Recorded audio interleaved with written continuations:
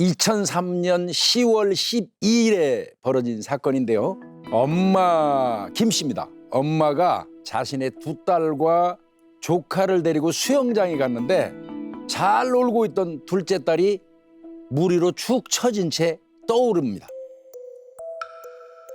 이때 수영장에서 이 아이를 발견한 40대 남자도 엄청 놀랐어요. 그래서 급하게 이제 이 아이를 수영장 밖으로 물 밖으로 이제 끌어냈는데 그러자마자 바로 이제 그 근처에 있던 그 안전요원이 와가지고 뭐 CPR이라고 그러죠. 네.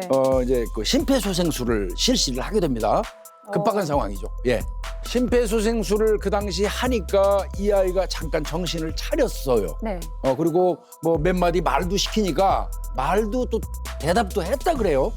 그런데 이 아이를 병원으로 옮기고 나서 약 5분 정도 남짓 시간이 흐른 다음에 불행하게도 이 아이가 결국 사망을 했습니다.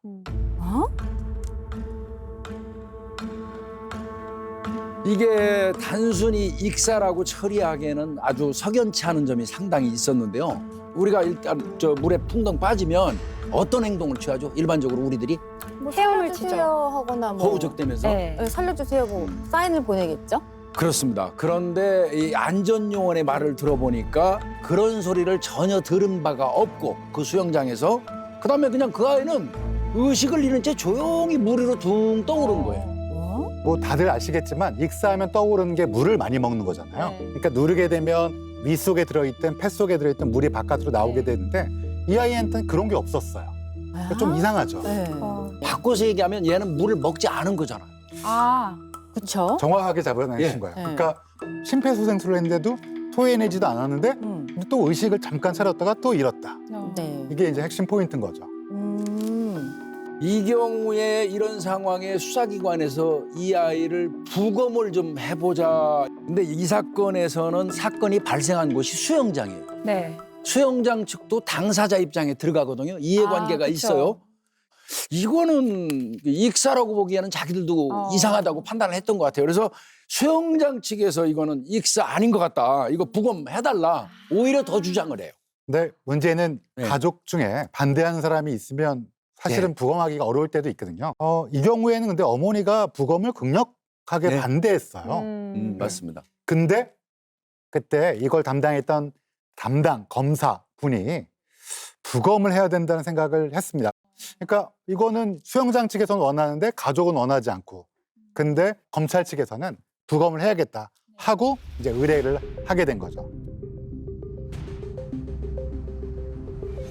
사람이 사망하고 난 다음엔 시반이라는 게 생겨요. 그러니까 누워 계시면 아랫방향으로 약간 색깔이 약간 진한 붉은색이 보이게 됩니다. 이게 일반적으로 돌아가시면 피부가요. 그렇습니다. 피부가. 근데 이 아이한테는 핑크 같은 그러니까 선홍색이라고 부르는 그러니까 밝은 적색이 보인 거예요. 그리고 근육에서도 밝은 적색이 보이게 된 거예요. 밝은 적색이 보인 건 크게 세 가지 이유가 있습니다. 첫 번째, 동사예요. 동사. 얼어서 네. 죽은 거. 두 번째, 일산화탄소 중독이에요. 네. 세 번째, 성산가리 중독입니다. 청산가리? 놀랍게도 세 번째였습니다. 즉, 청산 중독이었습니다. 아이의 혈액에서 16.2 마이크로그램 퍼 밀리리터라는 수치가 나왔는데요. 청산이. 네. 이게 어느 정도 수치냐면 어른에서도 사망을 일으킬 수 있는 혈액 내 농도가 5예요. 5 마이크로그램 퍼 밀리리터. 3배가 넘네요. 16.3 그렇죠. 3배가 넘죠. 근데 이게 또 어린아이여서 어린아이의 죽음을 목도하시거나 부검을 하시거나 할 때는 감정이 굉장히 복잡하실 것 같은데 그 어린이 부검할 경우에는 사실 굉장히 마음이 무겁습니다. 왜냐하면 어린이 같은 경우 아직 인생을 제대로 살아보지도 못한 상태이기 때문에 부검이가 받은 스트레스도 커서 실제로 국립과학사연구원을 몇 년 전에 그만두신 저희 법의관께서도 마음의 부담감, 특히 어린아이를 부검했을 때 그 부담감이 매우 컸다라는 거를 호소하기도 했어요. 저도 역시 아이를 부검할 때마다 이게 굉장히 큰 스트레스로 다가오긴 합니다.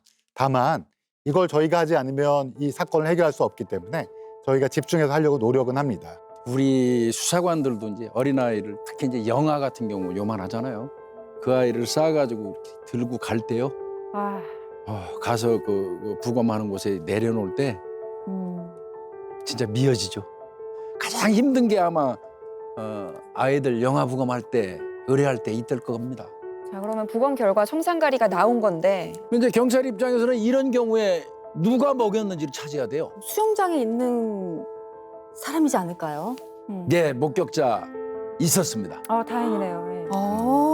숨진 그 둘째 딸이 이런 이야기를 언니들한테 했다고 해요. 네.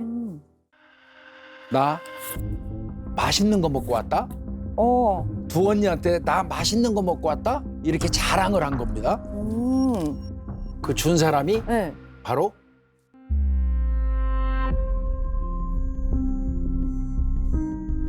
아이의 엄마입니다. 말도 안 돼.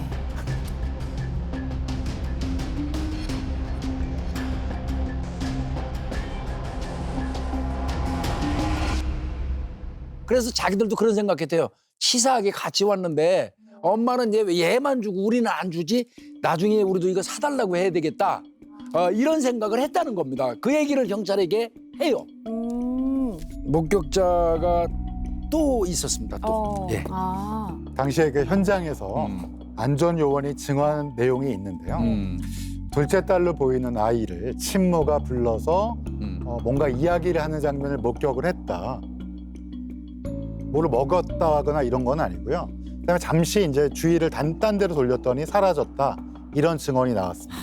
어쨌든 단둘이 시간이 있었던 거네요. 그렇습니다. 둘째 딸과 엄마만 단둘이 있는 시간. 경찰 입장에서는 일단 엄마를 합리적으로 의심할 수밖에 없는 그런 상황이 연출된 거거든요. 네. 그런데 그 와중에 또 의심스러운 정황이 하나 더 발견이 돼요. 수영장에서 아이가 사망하기 전날이 이제 2003년 10월 11일이에요. 네. 이날 이 엄마가 자신의 직장으로 누군가를 부릅니다. 누군가를 오도록 불러요. 네. 그게 바로 보험 모집원을 부른 겁니다. 보험 들어주시는 분을 부른 거예요. 보험 설계사 같은 분들. 예. 이상한데요. 아이가 사망하기 하루 전날. 사고 전날에 보험 모집원을 자기 직장으로 불러요.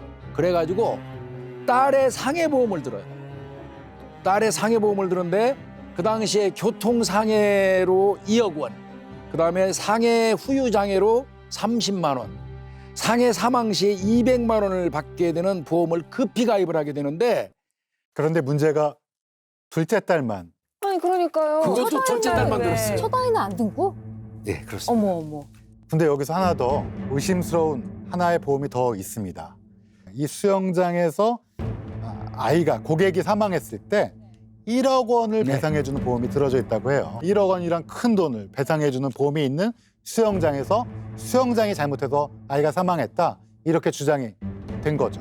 실제로 아이가 사망하고 그 이듬해 1월 달에 보험금 지급을 청구 시도를 했습니다. 사실상 의심이 이제 거의 확신으로 바뀌는 순간이 되겠죠. 엄마는 뭐 계속 어느 부부가 내 자식을 그렇게 죽이겠느냐 강력하게 이제 부인하고 이러니까 자, 이 엄마가 과연 거짓말을 하느냐 안 하느냐를 경찰이 알아내야 되는 입장이 돼버립니다. 그게 바로 뇌파 검사입니다. 뇌파 검사. 예. 이 뇌에는 이 무수히 많은 신경세포들이 있습니다. 이 신경세포들이 활동을 하면서 이 아주 미세한 전기적인 신호를 발생시키거든요. 이런 전기적 신호를 증폭시켜서 기록하는 것이 바로 이제 뇌파 검사라는 건데요. 그럼 이 똑같은 검사를 김 씨에게도 시행을 했다는 건데 뭘 알아낼 수 있었나요? 네, 문제는 이 청산염을 어떤 간식에 넣었느냐가 이제 관건이 되는데요. 그래서 이제 딸기 우유, 바나나 우유, 뭐 알로에 주스, 오렌지 주스, 뭐 젤리, 요구르트 이런 아이들이 좋아할 만한 간식을 이제 사진으로 제시하면서 뇌파를 측정을 해본 거죠. 그래서 뭔가 결과가 나왔나요? 네, 요구르트에서 가장 강한 반응을 나왔습니다. 그 다음에는 이 간식을 어디서 구매했는지 이 그쵸. 구입처를 찾아내야 되는데요. 네. 그래서 인근 마트 이미지를 또 제시하면서 뇌파를 측정을 해봤죠. 특정 마트에서 강한 뇌파 반응이 현출이 됐습니다. 오. 하나의 검사를 더하게 되는데 네. 그게 바로 네, 미세 표정도 같이 봤어요. 미세 미세 표정. 표정이요? 그럼 뭐예요? 네, 미세 표정은 0.25초 안에 나타났다가 사라지는 표정을 말합니다. 나타났다. 범인들은 사건과 관련한 질문을 딱 받으면 아주 강한 내적인 정서를 경험하게 되거든요. 그래서 이것을 이제 감추기 위해서 표정 연기를 시도합니다.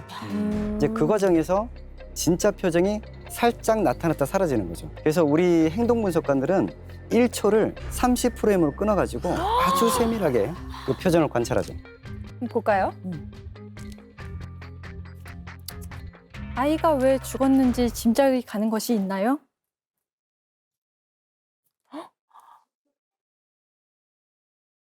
직접 청산가리를 구입하거나 누군가로부터 받은 사실이 있습니까? 아니요. 만약 누군가가 청산가리를 넣었다면 어떻게 넣었을까요? 그 부분에 대해서는 일부러 생각해 본 적이 없습니다. 실제 김 씨를 조사할 때 나누었던 대화 내용인가요? 네, 그렇습니다. 사실 특이했던 게 이 분석관이 아이가 왜 죽었는지 짐작이라도 가는 것이 있습니까? 라고 질문을 하는데 입꼬리가 살짝 올라갔어요. 네. 너무 부적절한 표현이죠. 네. 자신의 소중한 아이가 누군가에 의해서 독살을 당했습니다. 고통스럽게 죽어간 아이를 생각하면 엄마로서 너무 슬프고 너무 괴롭고 비통해야 됩니다. 네. 그리고 죽인 그 범인을 생각하면 그렇지. 분노가 치밀어야 돼요. 그런데 그런 정서 표현이 잘 나타나지 않았다라는 겁니다.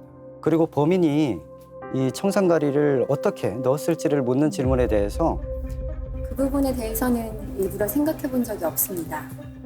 죽은 아이의 엄마 입장에서 네. 정상적인 엄마라면 내 아이가 어떻게 죽었는지 네. 내 아이가 왜 사망하게 됐는지에 대해서 수십 번 수백 번 생각을 해봤을 거예요. 100번, 1000번을 생각했어야 그렇죠. 되는 거죠. 도무지 네. 납득하기 어려운 답변이었죠. 이 경우에는 이제 김 씨 같은 경우는 이거 이외에도 하나 검사를 더 합니다. 아, 어떤 검사가 있죠? 진술서를 분석하는 거예요. 음. 이 진술서에 나타나 있는 어떤 내용적인 부분이 있고 또 문법적인 부분이 있죠. 이런 부분을 종합해서 거짓의 징후를 찾고요. 이 피의자가 숨기고 싶어하는 정보가 무엇인지를 찾아내는 기법입니다. 지금 보시면 이제 11시쯤에 풀장에 안에서 노는 것을 확인하고 카운터 앞에서 젖은 양말을 벗고 있는데 우리 땡땡땡을 안고 안전요원이 왔고 지금 이게 전부거든요. 두 줄이네.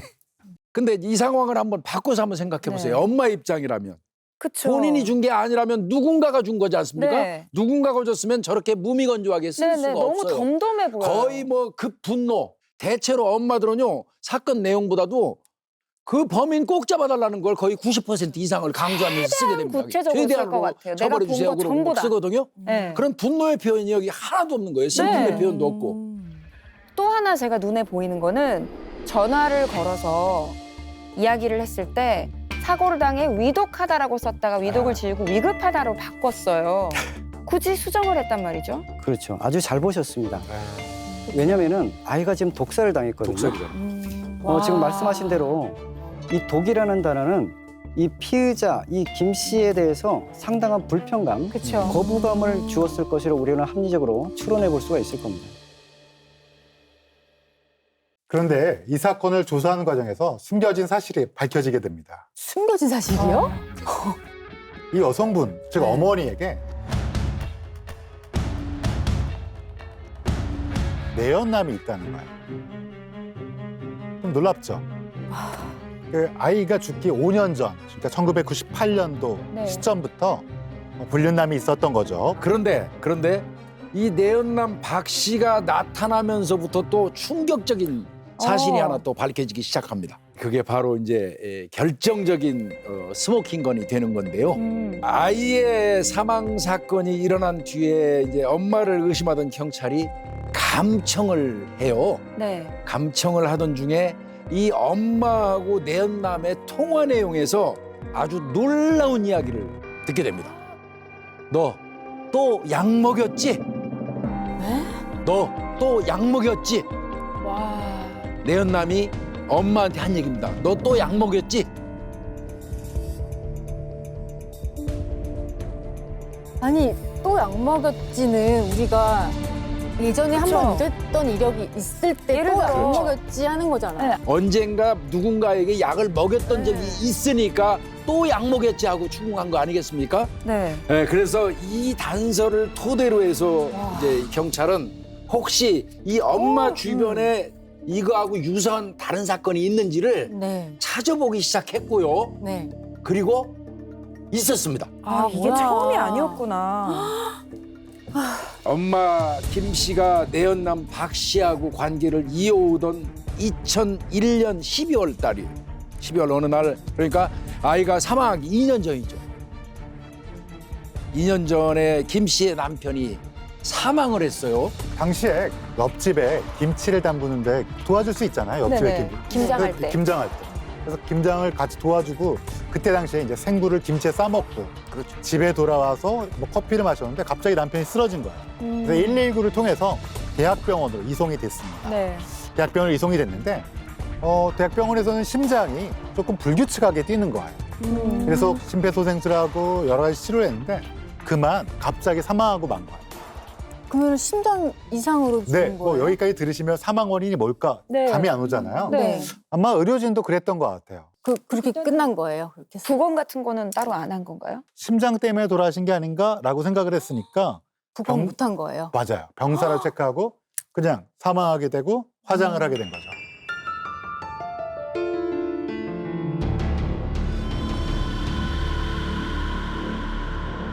그래서 남편도 혹시 보험을 들었는지 여부를 당연히 경찰이 확인을 하겠죠. 네. 네. 해봤더니 총 4개 정도의 보험을 들었는데요. 이게 남편이 죽고 나면 황망할 법도 한데 사망 후에 한 3,700만 원 정도 보험금을 바로 수령해 버렸어요. 또 황당한 게 있어요. 그 이후에 그 수령한 보험금을 3천만 원을 내연남 박 씨한테 빌려준 게 아 나옵니다. 뭐야. 빌려준 게 아 나옵니다. 뭐야.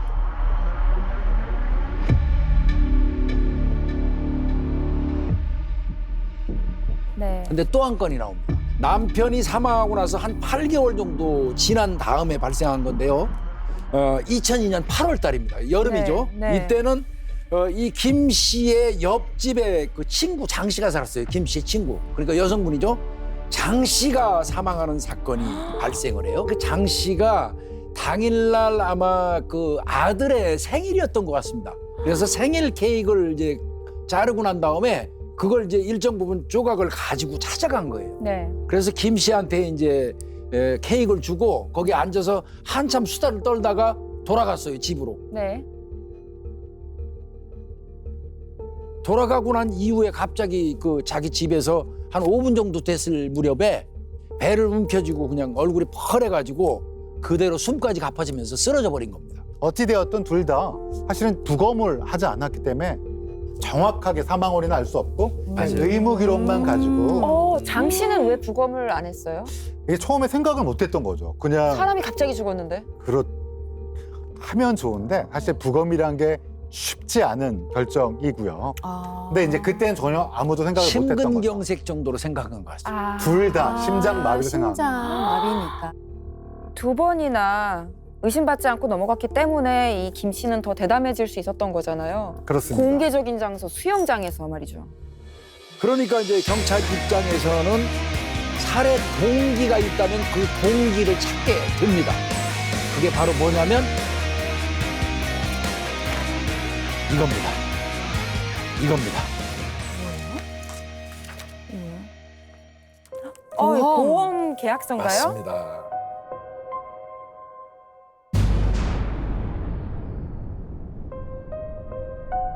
아니 수익자가 어떻게 이 김 씨로 되어 있죠? 그러니까 이상하죠. 원래는 장 씨가 사망하면 그 수익자는 장 씨 남편이 돼야지 그렇죠. 법적으로. 네. 그런데 김 씨가 보험금을 타간다고 그러니까 네. 보험금을 내주는 보험조사관 입장에서도 이게 이해가 안 가는 거예요. 남편이 그러니까, 더 황당할 예. 것 같아요. 그래서 네. 이제 남편한테 이 사실을 알립니다. 아, 알려요. 그렇죠. 남편한테 네. 알려요. 한 2달 정도 있다가 수사기관에다 진정서를 냅니다. 이거 네. 네. 어떻게 된 거냐 하고 그렇지만 뭐 증거가 없다 보니까 일단 내사종결이 돼버리죠. 진짜 되게 대담하네요. 예, 이 사건 나고 난 다음에 뭐 동네에서 시끄럽기도 하고 좀 그렇죠. 부끄럽잖아요. 그러니까 이분이 이사를 간 걸로 알고 있습니다. 이제 이사를 가게 되면 자연스럽게 내연남하고 박 씨하고도 이제 이 연락이 끊기게 되겠죠. 근데 이제 이 내연남 또 이 박 씨가 보통 사람이 아니에요. 갑자기 자신하고 연락을 딱 끊고 이 김 씨가 사라지니까 김 씨를 찾으려고 아주 다방면으로 수소문을 합니다. 그런데 아무도 이제 안 가르쳐 주니까 이 죽은 저 남편의 형수한테 남편의 전화를 걸어요. 네, 그리고는 이제 이상한 말을 했어요. 그 여자 말 고지고대로 듣지 마라. 그 남편 약물 중독으로 죽이고 보험금 탔다. 3,700 받았잖아요. 가족들은 몰라도 너무 모른다. 이거 그럼 거의 자백 수준 아닌가요? 그러니까 제3자를 통한 자백. 더 황당한 거는 이 둘째 딸이 죽었잖아요. 사망했잖아요. 그때 이제 부검을 엄마는 반대했잖아요. 근데 그때 이 내연남 박 씨도 같이 반대를 했다는 거예요. 그러니까 안 된다. 이 아이를 근데 부검해서 안 된다. 내연남이 여기서 무슨 발언권이 있어요? 사실은 발언권이 없죠. 없죠? 그러면 지금 나타난 이 박 씨 내연남도 저희가 의심을 해봐야 되고 분명히 뭔가를 알고 있으니까 부검을 하는 게 찔렸겠죠. 그랬겠죠. 그러니까 네. 이제 부검을 강력하게 반대했고 다만 그때 그래도 첫 번째 남편이나 두 번째 그 옆집 친구와는 달리 딸은 익사라는 사고사였기 때문에 부검을 주장할 수 있었던 근거가 됐죠. 아마 다들 궁금해하실 거예요. 왜 근데 둘째 딸이냐? 네. 딱 꼬집어서. 그래서 뭐 경찰이나 검찰에서 전방위적으로 수사를 해보니까 아까 내연남 박 씨 기억하시죠? 네. 이 남자를 너무 싫어했 둘째 딸이. 아빠도 아닌데 갑자기 아빠처럼 집에 들어와서 네. 아마 자녀를 키워보신 네. 분들은 아실 텐데 아마 갑자기 남자 어른이 아빠 행세를 하면서 들어와서 한다 그러면 사춘기 시기니까. 그렇죠. 싫어할 수 있죠. 그래서 너무 싫어하고 이러다 보니까 아마 그게 원인이 아닐까라고 추정을 하고 있는 거죠. 내연남은 완전히 배제됐나요? 선상에서?